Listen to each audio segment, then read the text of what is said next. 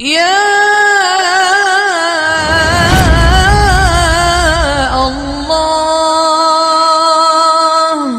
اور 17 رمضان کو دوسرا واقعہ ہوا ہے، اللہ کے محبوب کی سب سے محبوب بیوی حضرت عائشہ کا انتقال ہوا۔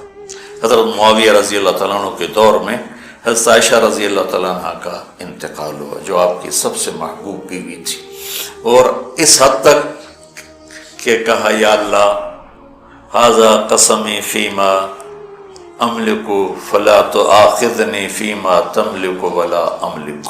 اللہ اکبر، یا اللہ میں نے بیویوں میں برابری کی ہے، پر میرا عائشہ سے پیار زیادہ ہے، اس پر میری پکڑ نہ فرمانا۔ سبحان اللہ، ہمیں زندگی گزارنے کا طریقہ سمجھائے۔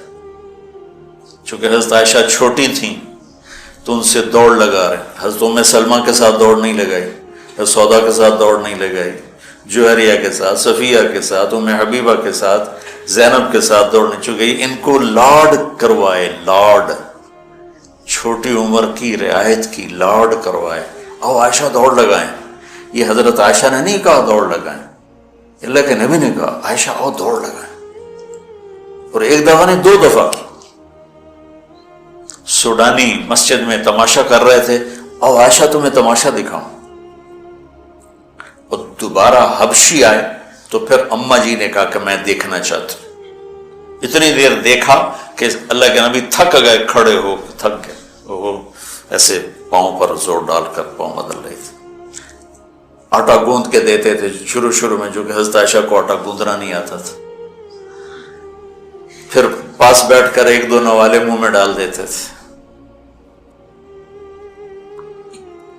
اب آپ جو فارغ ہو کے جا رہے ہو، کوئی سال لگاؤ گے، کوئی کسی کی شادی ہوگی، تو یہ میری ایک نصیحت ہے کہ اچھے خامن بن کے دکھاؤ۔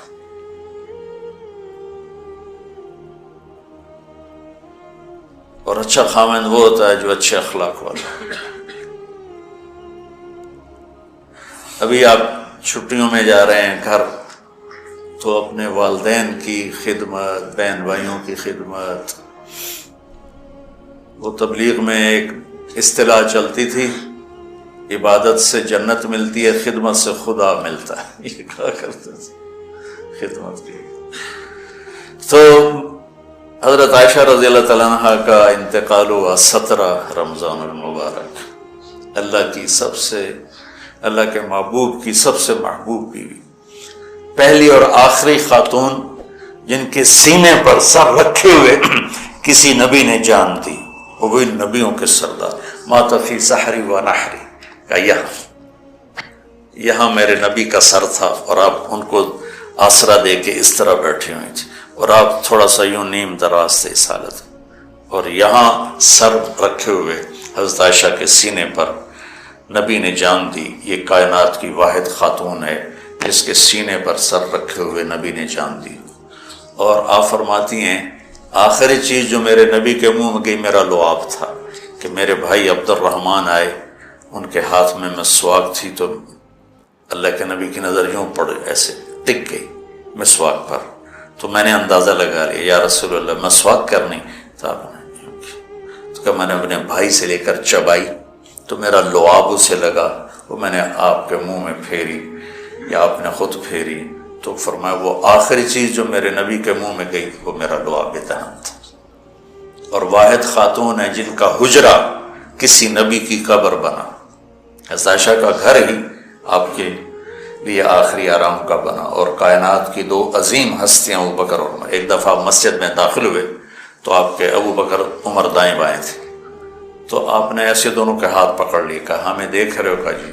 آپ نے کہا ہاکذا نحشر یوم القیامہ، قیامت کے دن میں اسی طرح اٹھایا جاؤں گا کہ ادھر میرے ابو بکر ہوگا اور ادھر میرے عمر ہوگا۔ تو اما عائشہ وہ واحد خاتون ہیں جن کا گھر میرے نبی کی آخری آرام گاہ بنا، جہاں 70,000 فرشتے صبح آتے ہیں، شام تک درود پڑھتے ہیں، وہ چلے جاتے ہیں، شام کو 70,000 آتے ہیں، صبح تک درود پڑھتے ہیں۔ یہ واحد خاتون ہیں جن کے ساتھ آپ لیٹے ہوتے تھے تو وحی آتی تھی، کسی اور بیوی کے ساتھ آپ لیٹے ہوتے تھے تو وحی نہیں آتی تھی، اما عائشہ کے ساتھ لیٹے ہوتے تھے تو وحی آتی تھی۔ آپ کی برکت سے تیمم ملا۔ حضرت یوسف علیہ السلام پر تہمت لگی، گناہ کی، زلیخا نے لگائی تو ایک بچے نے گواہی دی۔ حضرت مریم پر قوم نے تہمت لگائی تو بیٹے نے گواہی دی، اور حضرت عائشہ پہ تہمت لگی تو میرے اللہ نے خود گواہی دی۔ کتنا بڑا فرق ہے۔ شہد شاہد من اہلہا ان کان قمیصہ قد من قبل فصدقته من الکاذبین وان کان قمیصہ قد من دبر فکذبته من الصادقین۔ یہ تو آ گئی گواہی بچے کی، شاہد شاہد من اہلہا۔ اور قال انی عبد اللہ آتانی الکتاب وجعلنی نبیا وجعلنی مبارکا، یہ حضرت مریم کی گواہی۔ اور حضرت عائشہ کی ان الذین جاءوا بالعفک عصبۃ منکم لا تحسبوا شر لکم بل هو خیر لکم لکل امرئ منهم ما اکتسب من الاثم والذی تولی کبرہ فلہ عذاب عظیم۔ اللہ تعالیٰ علامہ زمخشری اپنی تفسیر میں فرماتے ہیں کہ پورے قرآن میں اللہ کہیں اتنا غضبناک ہو کر نہیں بولا جتنا ان آیات میں غضبناک ہو کے بولا ہے، جس میں اما عائشہ کی پاک دامنی کو اللہ نے بیان کی۔ اللہ کے نبی ایک مہینہ وحی نہیں آئی، پورے مدینے میں آگ لگ گئی۔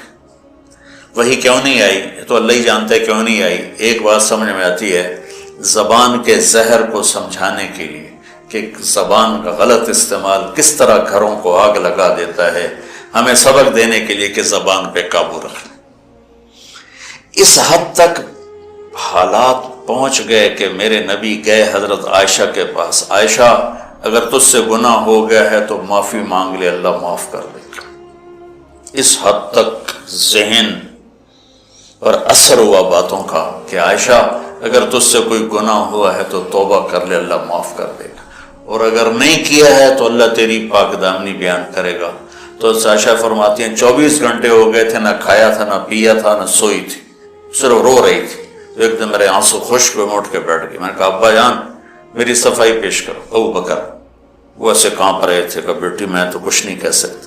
اما جان ام رومان میری صفائی پیش کرو۔ وہ بھی کہنے لگی بیٹی میں تو کچھ نہیں کہہ سکتی۔ تو کہ میں نے ایک دم چمک کے کہا سچ بولوں گی تو کوئی مانے گا نہیں، جھوٹ بولوں تو اپنے آپ کو برا کہوں، بس میں وہ کہتی ہوں جو یوسف کے باپ نے کہا تھا، حضرت یعقوب۔ یعنی کہ مجھے غم میں حضرت یوسف کے والد کا نام ہی بھول گیا۔ میں نے کہا اقول کما قال ابو یوسف فصبر جمیل واللہ المستعان علی ما تصفون۔ کہنے کہ یہ کہہ کر میں لیٹ گئی دوبارہ، اور مجھے نہیں پتا تھا کہ میرے بارے میں قرآن آئے گا۔ مجھے یہ تھا کہ اللہ کا نبی کو خواب دیکھ لیں گے یا جبریل آ کے کہہ دیں گے یہ قصہ غلط ہے، لیکن وہ تو قرآن۔ جب وہی اتری ایک دم تو ابو بکر اور ام رومان ایسے کانپنے لگے، چہرے زرد ہو کر مرنے والے ہو کے کہ پتہ نہیں ہماری بیٹی کے حق میں ہے یا خلاف ہے۔ جب وہی ختم ہوئی تو میرے نبی مسکرائے زور سے، کہا عائشہ مبارک ہو، اللہ تیری گواہی دینے خود آ گیا۔ تو ام رومان کہنے لگی عائشہ اٹھو، اللہ کے نبی کا شکر ادا کرو۔ کہ نہیں، میں اس کا شکر ادا کروں گی جس نے میری گواہی دی۔ تو 17 رمضان حضرت عائشہ کا انتقال کا دن ہے۔ تو آج میں نے اپنے اوپر جبر کر کے بول لیا ہے 50 منٹ، اور دعا کرنا مجھے سر درد نہ ہو۔ اور 21 کی رات ہے، سبق پڑھتے پڑھتے میرے لیے آپ سب بچے دعا کر دیں۔